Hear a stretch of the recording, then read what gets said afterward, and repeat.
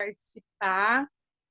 E quem sabe a gente pode se encontrar um dia aí pessoalmente, depois que tudo isso passar. Ai, se Deus quiser, eu não vejo a hora de viajar.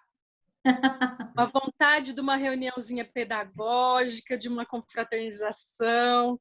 A gente não vê a hora de voltar, não é? É verdade. Oh, meu Deus, que tem que sair logo essa vacina, né? Sim. Porque senão a gente fica super inseguro e com medo, né? Verdade. Mas é um prazer estar aqui. Prazer é meu, Beatriz. Eu adoro ir aí para o interior paulista, gente. A Beatriz conheceu você também numa palestra em Panorama, não foi, Bê? Foi em Panorama. Isso, em Panorama. Panorama. Faz tempo que eu não vou para Panorama também. Aquela cidade, e aí em volta tem um monte de rio, né? É. Exato.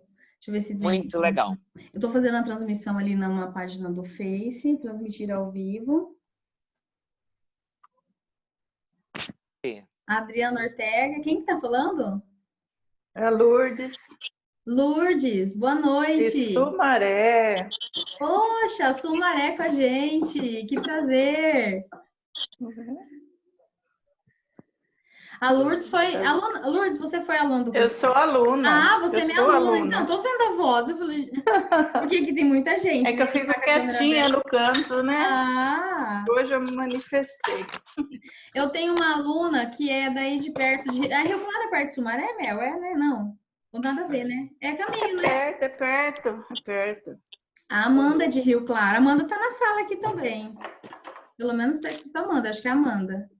Nossa aluna.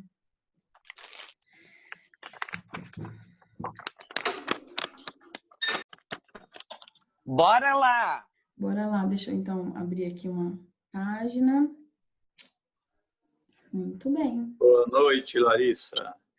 Boa noite. Essa voz está escrito Redimi. Quem que é o Redimi?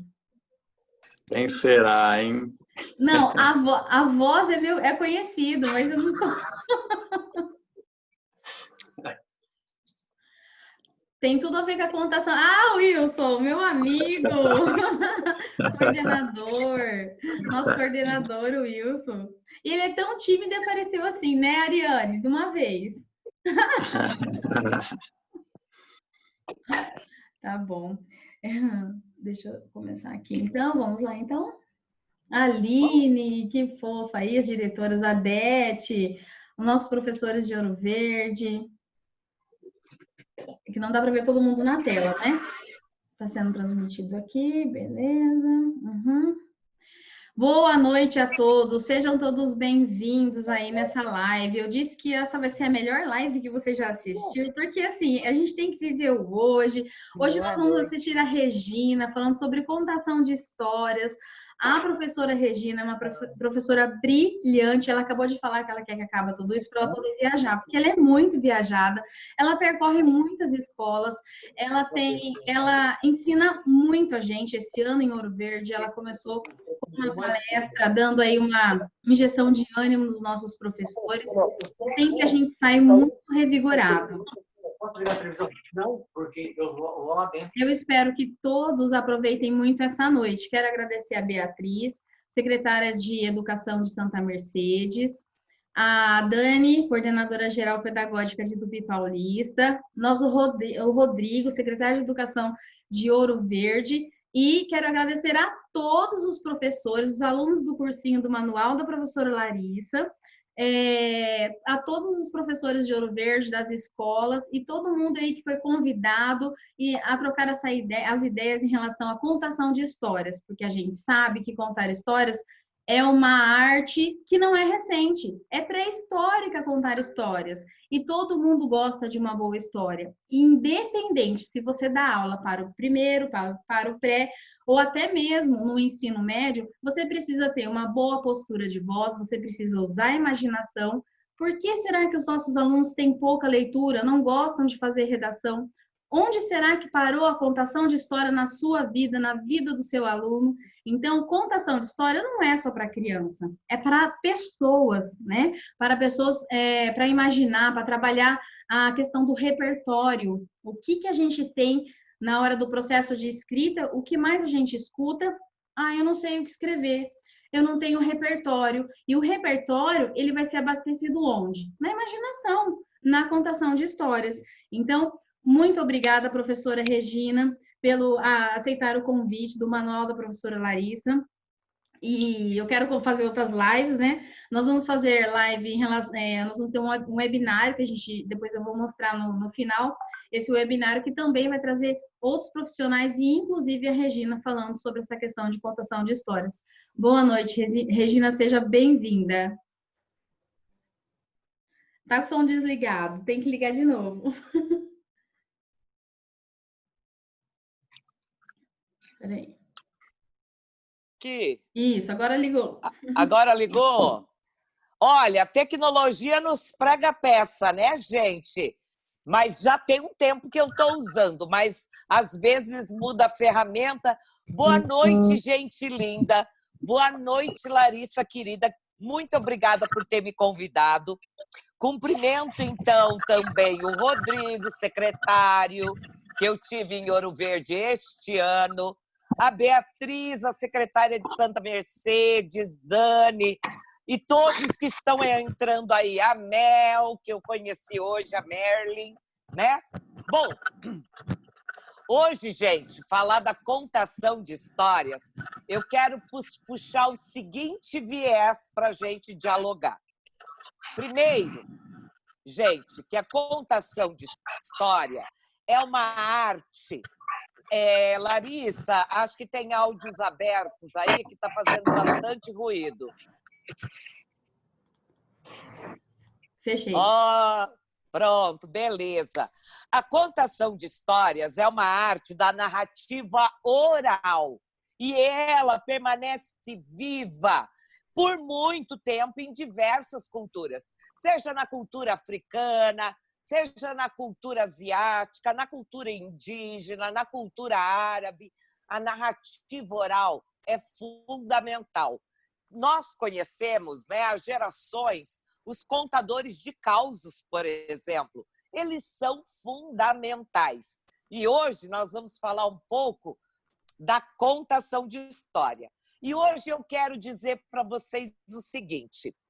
Eu escolhi falar de contação de história e vou puxar um pouco do viés para as histórias que curam, as histórias terapêuticas, as histórias que mexam com o nosso emocional. Boa noite para os meus amigos de Indaial, Uberaba, Uberlândia, do interior paulista. Gente, obrigada, viu? Olha, por que eu vou escolher falar de histórias que mexam com as emoções?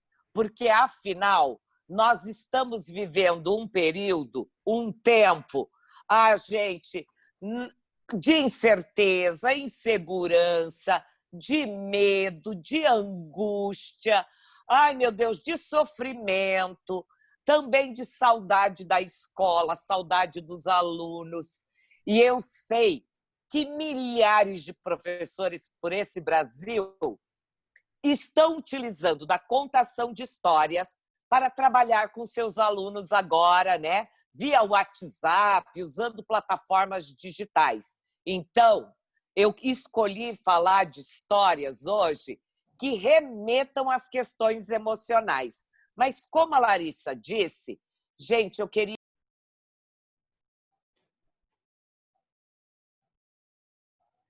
Sumiu o som e um pouquinho da imagem, Regina. Tem que ligar de novo o som. É só eu passar a mão aqui na tela que desliga, gente. Meu Deus do céu. Mas já deu certo. Então, essa perspectiva que eu quero trazer hoje é justamente para a gente pensar o quanto é importante que a literatura e a contação de histórias ajudem nossos alunos dos pequenos da educação infantil até os maiores, que ajude a falar dos seus sentimentos. E a literatura, por si só, ela já fala das emoções. Todo bom texto literário mexe com as nossas emoções. Larissa, vou pedir a sua ajuda para colocar a minha apresentação. Uhum. Eu vou combinar contigo quando eu falar assim, segue lá, você clica, tá? Senão eu vou ficar falando Larissa 1000 vezes hoje, né? Fica tranquila. A primeira coisa, toda literatura ou contação de histórias, é como a Larissa falou no início, né? Ela remete ao imaginário, ao nosso imaginário. Então, se ela remete ao nosso imaginário, ela faz com que nos fascine, né? Mas a literatura e a contação têm uma função muito maior do que isso, mais do que vocês podem imaginar. Segue lá, Larissa. Eu até escrevi um texto para essa noite, para que a gente possa refletir. Mas antes, como toda boa educadora, como eu sou também, além da apaixonada pela arte da contação de histórias, da literatura, é dizer, será que a escola tem um papel fundamental na formação de leitores? Como estamos vivendo esse momento? Como é que você está se sentindo hoje, professor? Será que uma história não te ajudaria a desencadear um pouco do seu autoconhecimento, pensando nas suas emoções, dialogando sobre esse momento? Como realizar a contação? Será que existe um caminho mais certeiro, né? Será que exige da gente alguma técnica? Então, vamos falar um pouco sobre isso. Segue lá. Vamos lá. Leitores, professores, menestréis, escritores, trovadores, contadores de histórias.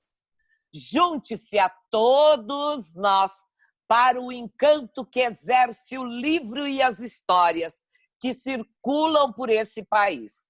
Afinal, contar histórias é uma arte ancestral e esse fascínio permanece em nós, contribuindo com o nosso imaginário coletivo. Se ele contribui com o imaginário coletivo, quero dizer que a literatura provoca em nós ainda uma coisa fabulosa, que é o senso crítico. Pois a literatura, ela exerce um poder imenso em que todos nós podemos pensar sobre o texto, refletir sobre o texto.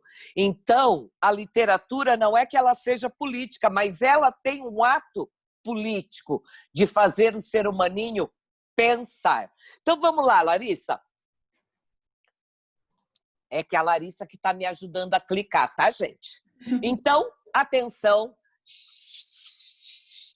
Sintonize a estação da arte da palavra, da leitura da poesia. E vamos hoje despertar em todos nós aquilo que reside em nosso coração. Ai, gente, seja com a contação de histórias, ou seja, com a leitura encenada. O que eu quero dizer para vocês? Que ninguém precisa ser o melhor contador de história para contar história. Mas eu diria que teria de ser bom leitor. Sem fazer leitura, não há nem como se aproximar de uma leitura encenada ou de uma contação de histórias. Sabe por quê? É como a Larissa disse, se não tivermos repertório do que é que vamos falar, precisamos da literatura até mesmo no momento de sentar à mesa de um bar. Ai, que saudade, né, gente? Quanto tempo a gente não senta na mesa de um bar para conversar com um colega? Pois a literatura, a arte, nos ajuda a tecer os diálogos. Literatura bar das palavras que nos protegem das trevas. Sabe por que eu escrevi isso hoje? Pensando quando eu estava vendo o que eu ia dizer? É porque as palavras poéticas da literatura e da contação podem alumiar nossos pensamentos e emoções. E podem nos proteger, sim, nesse momento. Dos momentos de adversidade. Porque quando a gente pega um bom livro para ler ou fazer uma contação para as crianças, a gente até se reinventa, se ressignifica e faz com que as crianças deixem de ficar pensando só nesse Covid-19 ou só nesse coronavírus. A gente passa a fazer fruir nossa imaginação. Por isso, meus amores, que as bardas palavras nos protejam, então, desse momento de treva que a gente está vivendo. Afinal, ao entorno de todos nós, ronda, sabe o quê? Além das nossas vidas, o espectro da morte. É isso mesmo. E tudo isso tem nos assustado. A gente está com medo de contrair o Covid, medo de morrer, medo de perder um ente. Por isso, a gente precisa, dentro de nós, garantir que os nossos pensamentos sejam, nesse momento, poéticos para a vida. Não esqueçam, ao retornar às aulas, de celebrar a vida, assim como a literatura celebra a vida. Eu sei que a gente vai ter que ter muito protocolo para voltar. Protocolo sanitário, protocolo de biossegurança, protocolo de higiene, protocolo pedagógico. Mas não esqueçam do maior protocolo, a celebração da vida. E a literatura é uma celebração da vida, meus amores. Para celebrar essa vida, então, vamos lá para o próximo slide. Quero dizer que antes de ser um bom contador de história, a gente precisa ser leitor. Eu coloquei uma chuva de palavras aqui, à luz da obra de arte de Renoir, A Leitura e a Sombra. Renoir dizia que a luz sempre vem da leitura, sai do que se lê, irradia isso, né? Então, eu coloquei pensamento de alguns autores para falar da leitura. A primeira coisa para um bom contador de história, ele tem que gostar de ler. Porque o contador de história mesmo, ele respeita o texto do autor. Não é aquele contador de causo. Contador de causo é diferente de contador de história. Contador de causo pode ser até analfabeto, mas ele gosta de contar histórias de mistério, histórias da sua vida, causos que fazem as pessoas ficar ao entorno dele. Meu pai era um bom contador de causo e bom contador de história. Mas o contador de histórias mesmo, na contemporaneidade, ele precisa, antes de mais nada, ser leitor. E sabe, Larissa, que, como diz Mário Quintana, como diz Drummond, sabe que a quase totalidade da população brasileira não gosta de ler? Apenas 40% da população escolarizada tem relação com a leitura. Mas não é que goste, tem relação com a leitura. Porque, olha, segundo os estudos da OCDE, o Brasil deve levar 260 anos para se igualar ao nível de leitura.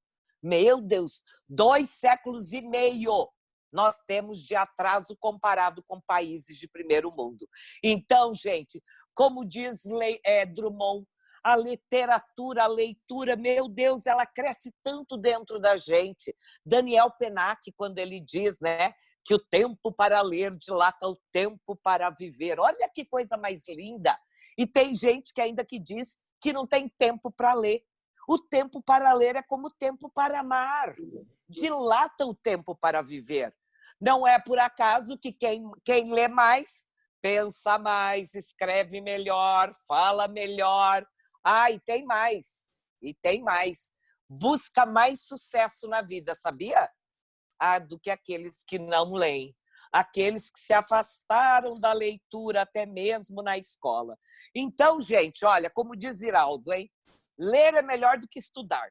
A gente tem que ler como quem respira.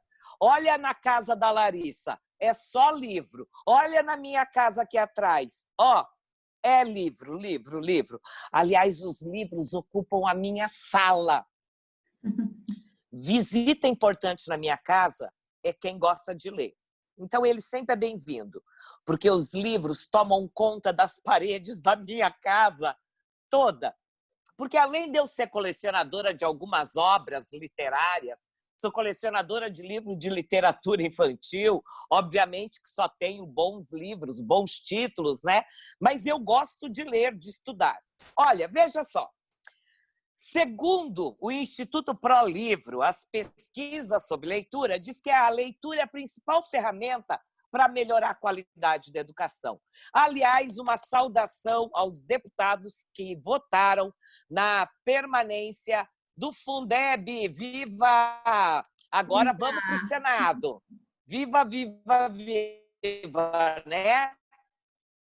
Um público comprometido, como diz Vargas Llosa, um público comprometido com a leitura é muito mais crítico, inquieto e sabe o que mais? Pouco manipulável. E sabe por que eu coloquei essa frase hoje?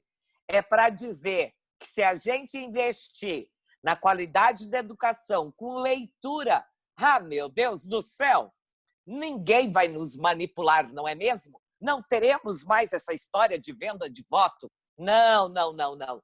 Então, gente, o contador de história precisa, antes de mais nada, de ser um bom leitor. Larissa, pula lá uns slides até que a gente chegue em Todorov. Somos todos feitos... Pode indo. Pode indo. Depois vocês podem acessar a página da Larissa, que é ela... Aqui. Opa, volta. A Larissa, depois ela fornece os slides para vocês. Uhum. Gente, vamos pensar assim. Nós somos feitos primeiro do que os nossos pais nos dão, não é verdade? Depois, aquilo que a gente vai aprendendo com as pessoas que estão ao nosso entorno. Então, eu quero dizer para vocês que quando a leitura na escola se torna moeda cambial, eu afasto o aluno do gosto de ler. O que é moeda cambial? Quando eu leio para cobrar alguma coisa. Chegou atrasado, vai para a biblioteca. Deus o livre, então eu não gosto mais de ler, né? Então, eu tenho que cuidar muito para que a leitura, principalmente na contação, seja uma leitura gratuita. Não preciso fazer contação de histórias para cobrar algo de alguém. Só o prazer durante a leitura do texto já bastou, já enriqueceu a alma. Lógico que eu posso dialogar sobre a história, mas ela tem que ser uma leitura, né, gratuita, estética, não uma leitura cambial, eferente, como moeda de troca, como foi até a década de 70, anos 80, início dos anos 80. Então, meus amores, para ser um contador, e quando a criança ouve um contador de histórias, a primeira coisa é que esse texto da literatura ou a narrativa literária, poética, ela acaba influenciando gerações a fazer leitura. Então, agora, já que nós estamos falando de contação de histórias, eu vou começar aqui com uma história. Começar não, né, gente? Porque eu já estou aqui falando há um tempo, né? Eu não estou nem olhando no relógio, mas vamos contar uma história. A história que eu vou contar é uma história de Jonas Ribeiro. Ela se chama Gente que Mora Dentro da Gente, que eu adoro essa história. Você sabia que dentro da gente mora gente? Verdade. Não é uma panelinha de 3 ou 4 gatos pingados. Pencas de gente brotam dentro da gente. Brotam parentes sorridentes e atraentes, conhecidos, distraídos e encheridos. O gozado é que pensamos que somos diferentes de toda essa massa de gente. Mas, no fundo, somos uma geleia de raças ancestrais, familiares e amigos. Somos feitos de gente que até já se foi. E somos feitos de gente que ainda nem nasceu. E nem adianta trancar portas, fechar janelas e fingir que dentro de nós não cabe mais ninguém. Porque não tem coisa mais gostosa do que abrir o coração para o novo amigo entrar. E aí receber esse amigo como manda a etiqueta. Sorriso, café e a melhor poltrona para ele sentar. Ah, como é bom descobrir que até amigos inventados cabem dentro da gente. Afinal, o mundo é como se fosse um grande baleiro.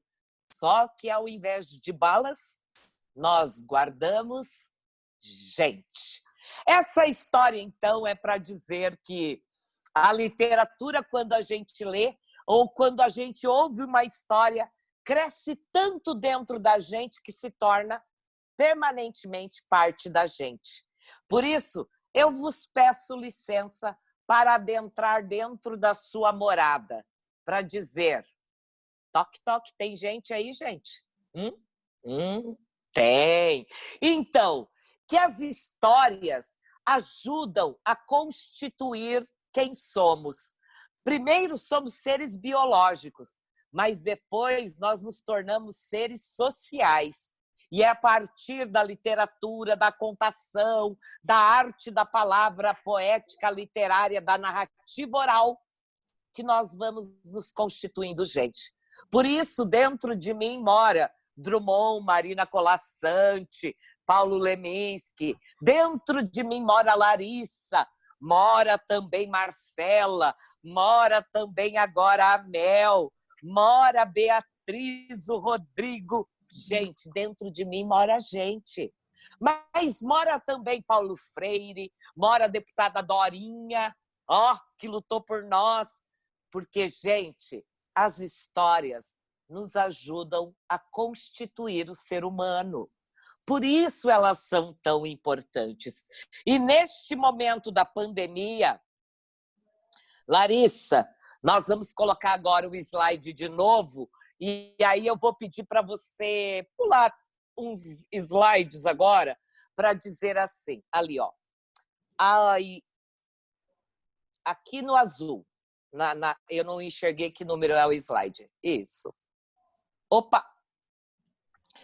Para dizer para vocês, então, gente, que todos especialistas, estudiosos da leitura, diz que os pais são prioritariamente, na primeira infância, aqueles que devem manusear livros e ler para os seus filhos.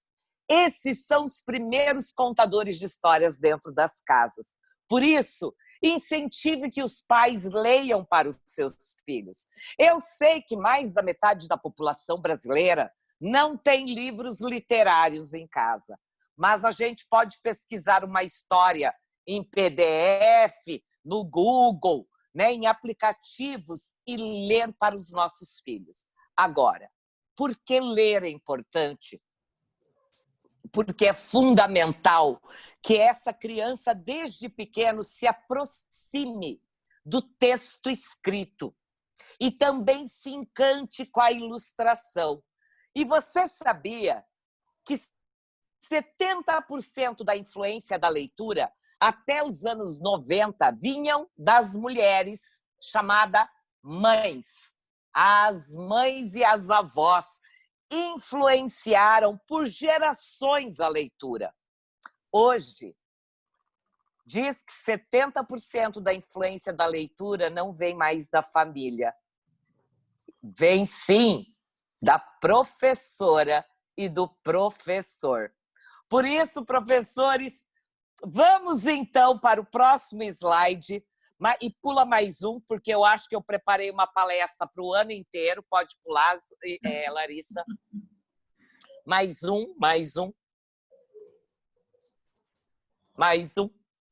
Ai, gente, aqui, ó. todo mundo pode ser contador de história. Depois que se tornou leitor, hein, gente? Pais, mães, cuidadores, todos os adultos podem mergulhar nesse universo com as dicas que eu vou lhes dar. Então, segue lá. Segue lá, amiga. Uhum. Miga, sua louca. O primeiro passo é escolher uma boa história. Aqui eu vou falar da literatura infantil, mas verifique se o texto tem um bom enredo. E aqui quero fazer uma crítica severa, aquela crítica feita naquele livro lá dos anos 80, das Belas Mentiras, dos textos que trazem preconceito, estereótipos, ou daqueles livrinhos de 199 que o texto é péssimo, não vai ajudar na leitura, nem na contação, nem na formação do leitor. Então, selecionar um bom texto é o primeiro caminho. E se alguém quiser, olha, eu tenho listas e listas de livros que são textos interessantes para quem quer ser contador de histórias, né? Porque às vezes nem todo texto é adequado para uma contação, mas saber escolher o livro é o primeiro passo para uma boa história. Agora, como é que eu vou escolher uma boa história se eu não sou leitor, hein? Por isso, gente, é bom sempre a gente indicar. A Larissa faz indicações maravilhosas. E eu, Regina, também gosto de indicar. Olha, vocês podem acessar meu site lá da Amaná Educacional, que para quem trabalha com as crianças pequenas, lá eu tenho algumas indicações. Inclusive, eu indiquei agora, para a pandemia, 30 livros de literatura que falam das emoções. Isso mesmo, que fala das emoções. Vou aproveitar que a Larissa tirou lá os slides e um livro que eu vou mostrar é esse aqui, ó. Vocês estão vendo a minha imagem, gente? Ó, Sim. esse livro escrito chamado Vazio. Ai, gente, agora no momento da pandemia não está dando um vazio em vocês? E essa história tão linda diz assim, a imagem é maravilhosa, o texto é maravilhoso. E esse livro diz assim, não adianta encher só com comida esse vazio. Não adianta encher só vendo televisão. Não adianta encher só acessando o Instagram. Não adianta encher com bobagem. O vazio dentro da gente é o vazio, às vezes, da alma. Da alma, gente. Então, a gente tem que falar de sentimento. Ai, por que eu tô triste? E, às vezes, a criança diz, mãe, tô tão triste. Aí a mãe diz, vai para lá que passa. Não passa não, gente, não passa não. Então, olha lá, ó. Tem um monte de material legal ali, tá, gente, no meu site, tá bom? É só baixar lá no rodapé, lá para baixo, assim, que depois lá na seção pedagógico vai entrar os materiais, enfim, ó, download de material, tem outras coisas lá, vocês fuçam lá um pouquinho, tá, gente? Mas aí a criança precisa falar sobre sentimentos. Então, os livros de literatura, nesse momento, e a contação vão ajudar. Vamos seguir lá no PowerPoint. Vou tomar um gole d'água. Agora, o bom contador de história, mesmo que ele pegue o livro de literatura, não esqueça, tem de ler muitas vezes antes. Leia, leia, releia, leia, releia, até que você consiga dar vida ao gesto, às emoções, aos personagens, né? Porque esse momento tem que se tornar prazeroso. Larissa, coloca um pouquinho agora aqui na minha cara. A Larissa vai falar, nunca mais vou fazer live com a Regina. Essa Regina dá tanto trabalho. Olha para mim a expressão. Tem gente que pega o livro, vou pegar um livro aqui. A Caixa de Jéssica, que eu amo essa história. É também uma história que fala de emoção e sentimento. Aí lê assim, ó. Nananã, nananã, nananã, e passa o livro assim, ó. Ô, gente, que coisa mais sem graça. Aí vai, nananana. Tá lendo pela primeira vez. Jéssica ficou pensando por um tempo, ela tinha acabado de arrumar um amigo, só havia uma coisa a fazer. Gente, eu até posso fazer uma contação utilizando o próprio livro. Mas primeiro, leia muitas vezes. Pois agora falaremos, olhando aqui para mim, que tem 2 aspectos fundamentais para quem é contador de história. O olhar, eu sei que é difícil olhar agora, né? Ó, olhar. O olhar e a voz. Larissa até deu uma dica lá no início. O olhar e a voz. A pessoa vai contar a história e está olhando lá para o nada. Não. Quando a pessoa está olhando para a criança e diz assim, e de repente, na história do 7 cabritinhos, o lobo bateu na porta, todos olharam para debaixo da porta. A criança olha para a direção onde você está olhando. O olhar é fundamental, mas além do olhar, a voz. E na voz, nós teremos que cuidar da dicção, da entonação, cuidando das palavras que você vai soltar aos borbotões.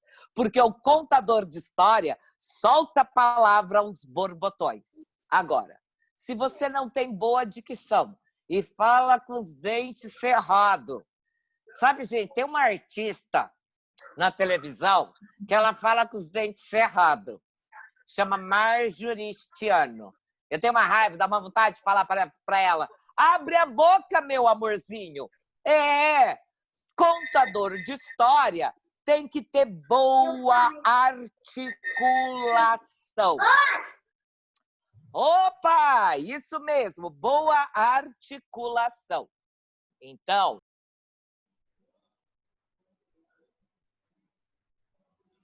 Sumiu, Regina, o som. pode. Boa articulação. Pronto. O bom contador de história precisa ter articulação, dicção e o principal, entonação. Isso mesmo. Por exemplo, eu posso dizer uma frase sem entonação. Você viu aquele sujeito sair por aqui? Você viu aquele sujeito passar por aqui? Ninguém nem vai te dar atenção. Agora você diz, você viu? O sujeito passou por aqui? Você viu aquele homem que passou por aqui agora? Então, dependendo da tônica que você dá para a palavra tônica, na entonação vai fazer diferença. Há momentos que na contação de história, a entonação vai para cima, né? Amor é parecido com um campo florido. Para cima. Lembra esse gesto que eu estou fazendo? A entonação sobe, né? Tem horas que a entonação você precisa finalizar a palavra. Então, a entonação baixa. Amor é parecido com um campo florido. Tem sabor de pudim de caramelo com casquinha de açúcar queimado. Eu abaixo a entonação, porque está indo para o encerramento, né? Então, agora, você nunca pode ser linear na contação de história. Amor é parecido com um campo florido, tem sabor de pudim de caramelo com casquinha de açúcar queimado e cobertura de marshmallow. Meu amor, não vai agradar ninguém. Ninguém nem vai prestar atenção.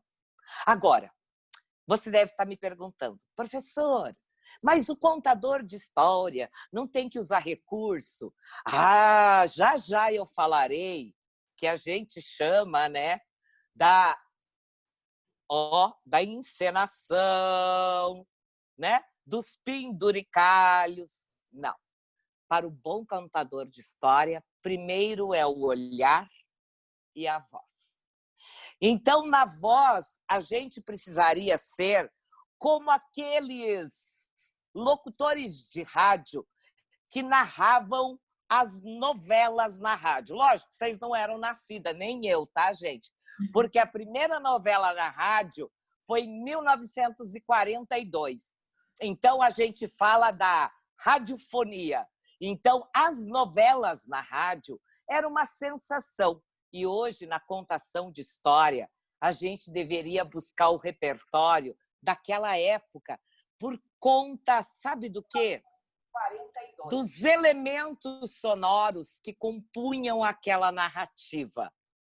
E então, às vezes o bom contador de história, ele precisa apenas que o outro apenas o escute. E às vezes o professor está lá com o livro, está lá contando a história com o livro. De repente o professor faz assim, ó. E ele está lendo a história e para mostrar a imagem. Eu perco o fio condutor da história.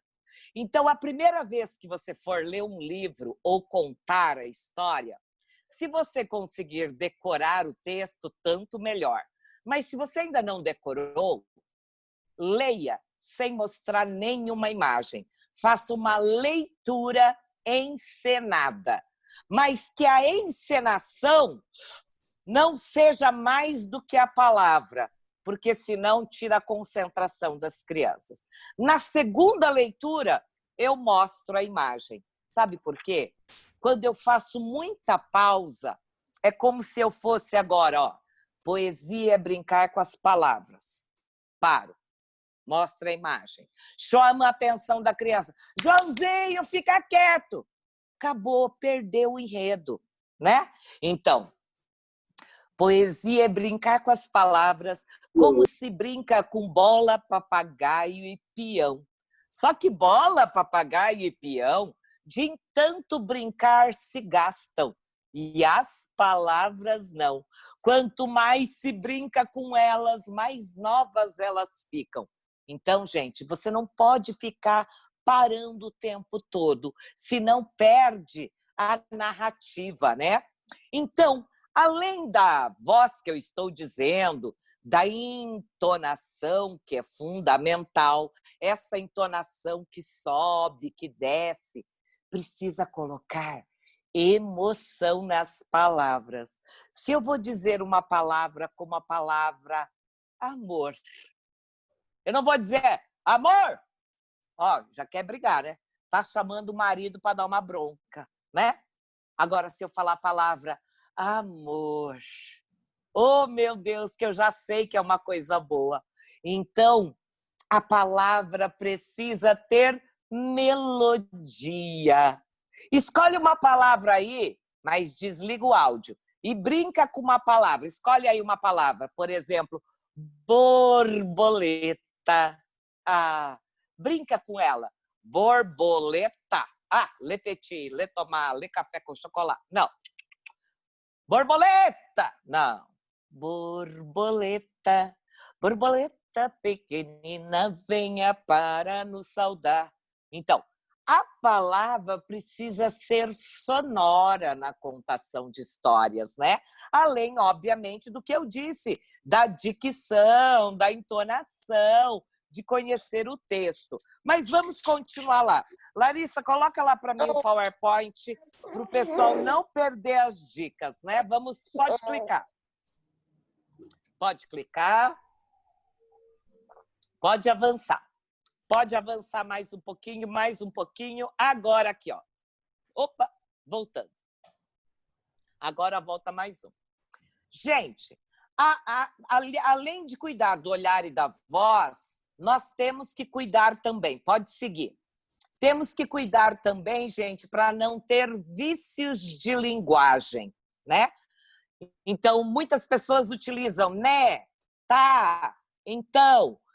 Vocês devem cuidar com isso, porque para quem está escutando vai ficando cansativo, né?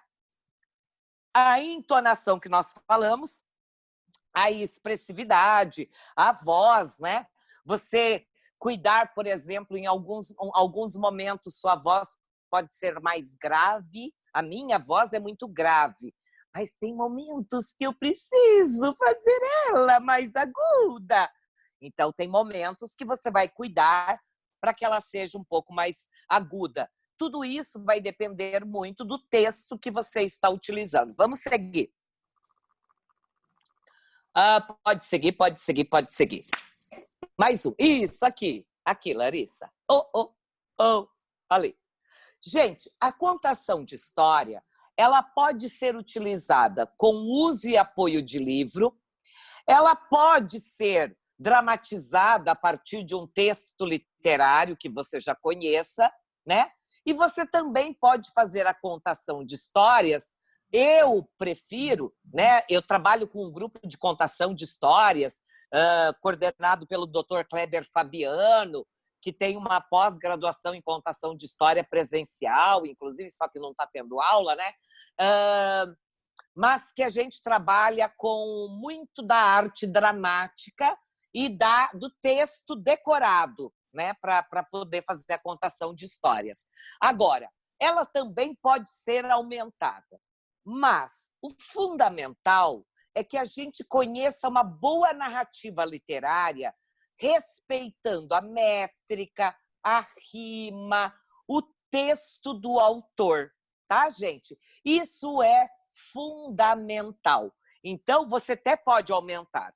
Agora, o bom contador de história, ele não está preocupado se aquele texto está sendo didatizado. Pelo contrário, gente, né? Então, podemos tirar aí, Larissa, os slides. O bom contador de histórias... Opa! Tudo certo. Tudo certinho. O bom contador de histórias, gente, ele não vai utilizar a contação para uma finalidade didática, né? Então, você deixa de fazer com que a criança tenha paixão pela literatura, pela arte, pela palavra. Então, tem que tomar muito cuidado. Por exemplo, durante até os idos da década de 70, né, muitas histórias dos clássicos da literatura eram utilizadas com a finalidade moral. A fábula tem finalidade moral, mas o texto literário não. O texto literário por si só já nos traz o pensamento, a crítica, a criatividade, o imaginário. Isso é fundamental. Não precise que você utilize com essa finalidade, né, ou de assustar, ou de amedrontar, ou de dar uma bronca, uma moralidade. Então, temos que cuidar muito. Por exemplo, eu vejo muitas vezes nas escolas, né, quando estavam lá com as crianças, então hoje eu vou trabalhar a cesta da maricota para falar de fruta.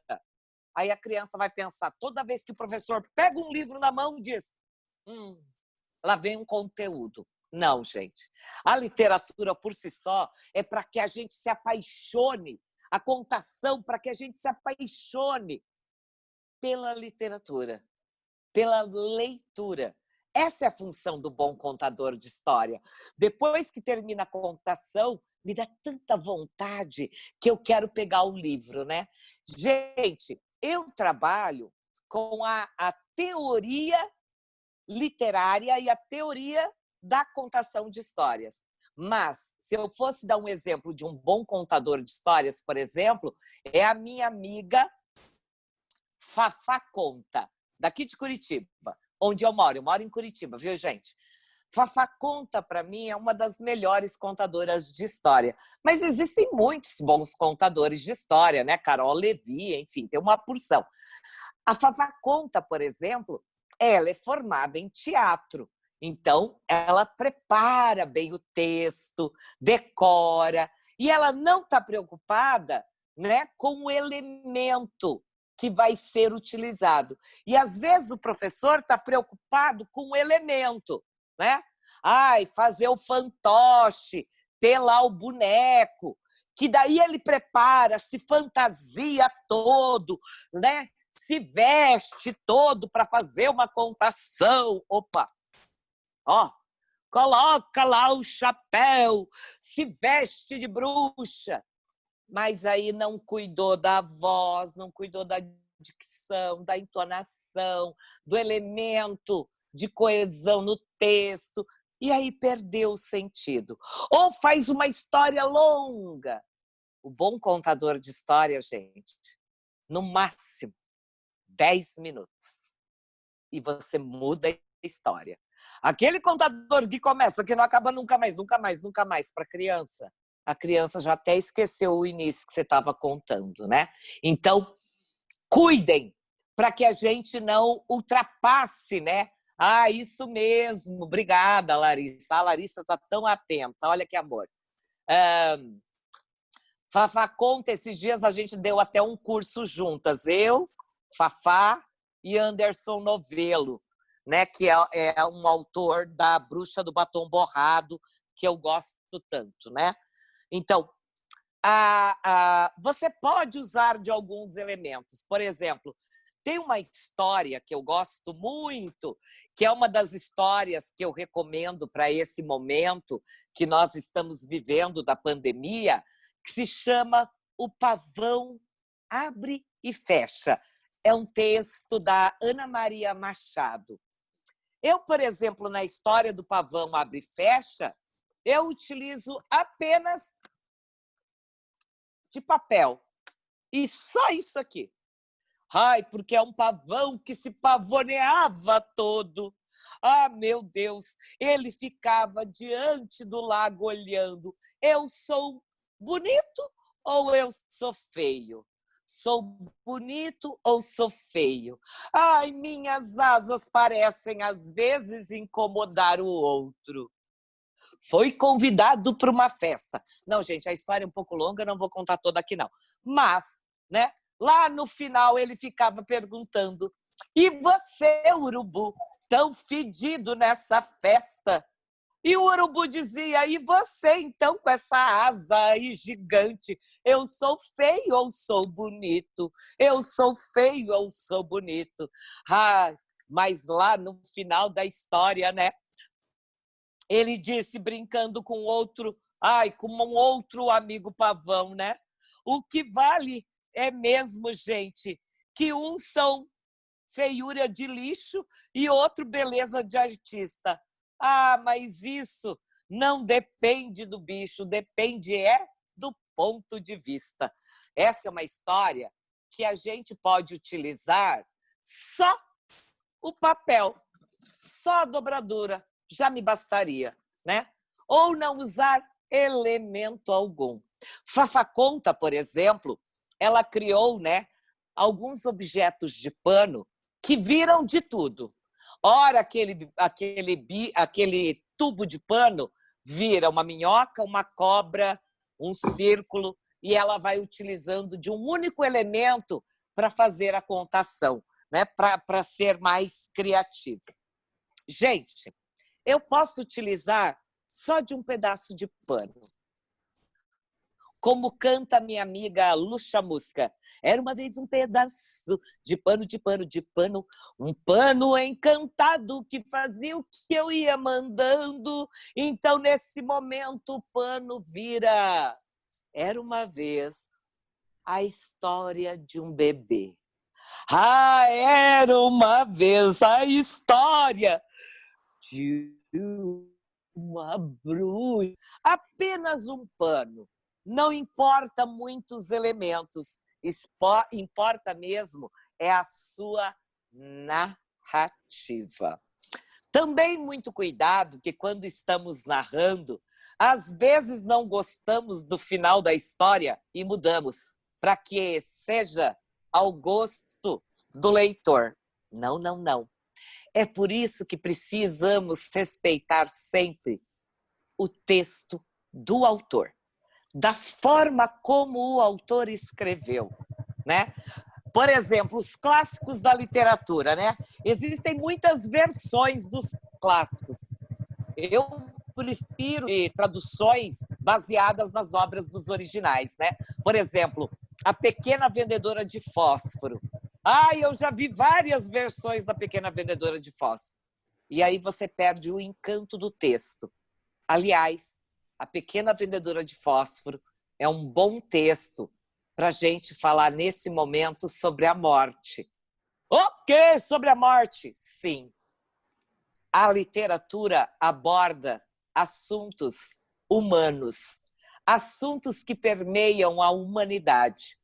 E, nesse momento, falar sobre a morte de uma maneira literária é bem importante. Por quê? Porque a gente está vendo o tempo todo na televisão falar que tem gente que morreu com Covid-19. Mas, afinal, o que é morte? Falar da morte para a criança não é dizer a morte assustadora. Não, nada disso. É como se fosse, como diz Max Lucado, uma folha que caiu da árvore, que cumpriu sua missão nesse momento. Na Pequena Vendedora de Fósforo, fala da morte de uma forma muito sutil, mas que diz que ela foi viver uma outra vida. E, independente da sua religiosidade, é preciso falar agora, né? Como também é preciso falar do vazio, ou falar, como no livrinho do Otávio Roth, que fala 2 dúzias de coisinhas à toa que me deixam feliz. Nesse momento, vestir pijama de flanela ou uma panela de brigadeiro, né? Então, nesse momento, a literatura pode nos ajudar muito a revelar como nós estamos vivendo em nossas casas. Então, gente, para a gente encerrar essa noite, e se a Larissa quiser fazer alguma pergunta, porque já estamos há 1 hora falando de literatura, contação de histórias, eu vou dizer para vocês. Vou pegar um pedaço de papel. Eu brinquei com aquele poema Amor. Pergunte agora para suas crianças, para os seus alunos, para quem é professor. Fale de todos os sentimentos e de todas as emoções. O que te deixa feliz, o que te deixa triste, né? O que é o amor, o que é a família. A criança sofrendo nesse momento, que a família talvez, né, seja meia disfuncional, esteja agredindo a criança, maltratando. E a literatura, gente, pode criar vínculos de afeto dentro de casa. Então, agora eu vou recitar um poema chamado Amor, de Lalau e Laura Beatriz. Amor é parecido com campo florido, tem sabor de pudim de caramelo, com casquinha de açúcar queimado e cobertura de marshmallow. Amor pode ser quando alguém conta uma história bonita mais de uma vez.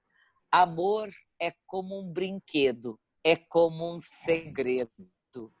Tem que ser grande, maior do que o mar.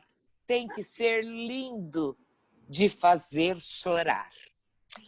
Amor é o que a gente quer para todo mundo agora. Um reduto de afeto, de amor, para que a gente sobreviva a esse tempo de pandemia, né? Tão difícil. E a leitura, gente, a literatura e a contação é um ato de amor. É um ato de amor e também de encantamento. Quem sabe agora a poesia de Vinícius de Moraes, Brancas Azuis, sabe? Da borboleta? Sabem? Então vão falando comigo aí, ó. Brancas, azuis, amarelas e pretas. Brincam da luz as belas borboletas. Podem? Ninguém vai falar comigo? Pode Borboletas falar, Larissa. brancas são alegres e francas. Borboletas azuis gostam muito de luz. Muito bem! E as amarelinhas são tão pequenininhas. E as pretas, então, ó, escuridão. Ó, que escuridão! Brancas, azuis, amarelas e pretas brincam da luz as belas borboletas. Borboletas brancas são alegres e francas. Olha, gente, quando a gente conta a história, pode ser uma história de borboleta, a gente pode contar com as crianças. O mais importante, ó, é o encantamento que a gente provoca nas crianças. Então, eu desejo que as histórias sejam como as borboletas, uma metamorfose. E vamos viver esse período da quarentena numa grande metamorfose. Vamos esperar o casulo no seu tempo. Nada de querer cortar o casulo e fazer a borboleta sair, porque senão ela não vai voar. Ela vai cair do casulo e lá vai ficar.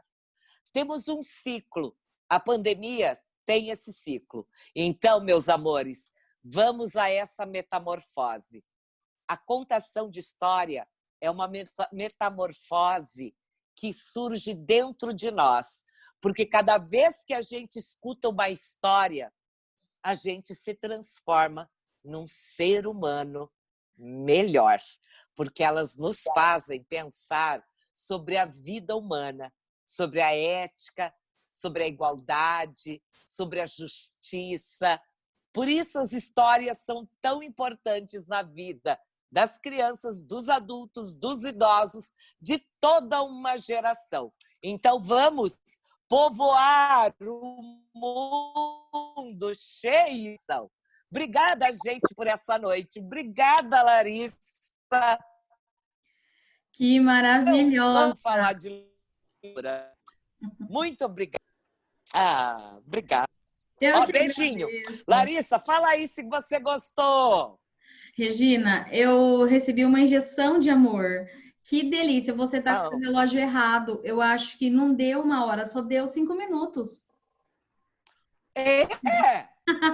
Nossa, Benta! Só deu 5 minutos. Alguém viu a hora passar, gente? Eu não vi a hora passar. Mesmo aqui na técnica, que é igual DJ, assim, né? Gente, aí peguei até minha almofadinha da estante, sabe? A questão do amor. Nós precisamos pensar nessa pandemia na questão do amor. Porque tudo isso que a Regina falou vai ao encontro daquilo que nós buscamos. Hoje nós estamos dando ensino remoto e o ensino remoto você não está deixando de dar um conteúdo. Se você contar uma bela história, se marcar um horário e falar, olha, nós não vamos fazer atividade escrita, que é aquela coisa conteudista. Eu vou contar uma história. Leia várias vezes a história e crie esse vínculo de afeto que a Regina deixou tão marcado nessa noite. Vínculo de afeto. É isso que eu quero fazer com os meus alunos, que são futuros e são professores já. O manual da professora Larissa, Regina, eu já trouxe várias pessoas brilhantes também para apresentar as pessoas nessa época agora de pandemia para os professores, porque é essa questão de criar vínculos de afeto, porque nós tínhamos uma ideia de que a tecnologia era fria. Alguém fala para mim qual foi o termômetro dessa aula? Nós pegamos fogo, esquentamos, tivemos febre. Olha que coisa maravilhosa. Mostra, Regina. Amor, amor, amor para vocês. Afeto, amor. E para todos que ficaram, gratidão. Gratidão. Regina, aqui, olha, muitas pessoas, nós tivemos 250 pessoas assistindo aqui no Zoom, o Facebook está bombando e eu só agradeço a essa magnífica aula e quero dizer que pegando esse link de uma aula quinta-feira no Manual da Professora Larissa, que embora seja um curso preparatório para concurso, todo mundo vai estar de pijama, porque tem que ser significativo. Você pode combinar com seu aluno essa alegoria da aula, né, a questão da história, que é a melhor ferramenta que você tem para contar uma história é você. Nós somos um mosaico, como a Regina falou, formados por várias pessoas, e hoje eu gostaria de deixar para vocês essa pessoa maravilhosa que nos encantou. Muito obrigada, Regina. Nós vamos fazer, então, um webinário também. Só vou mostrar aqui o webinário que a gente vai fazer, tá? Que é um webinário que eu estou convidando todos, tá bom? Exclusivo para professores, com certificação. Temos vários palestrantes. A Regina é uma das palestrantes falando sobre novas práticas. A Mel Oliane, a neurociência, a formação do cérebro, a importância do desenvolvimento da educação. A alfabetização com a Karina, método das boquinhas. A Liane falando sobre o autismo, temos que entender as atividades adaptadas. A Renata falando sobre a nova sala de aula. A Carla, maravilhosa, falando sobre as telas de cérebro. Rubinho, jogos e brincadeiras. Eu vou falar sobre círculos de cultura, retomando as práticas de Paulo Freire. Persiliana, querida, falar sobre avaliação. O Tiago Paçoca, um professor famosíssimo da educação física, falando sobre a Universidade do Brincar. Então, eu gostaria de convidá-los para mais essa injeção de ânimo, essa injeção de conteúdos que só vai enriquecer a sua vida, professor.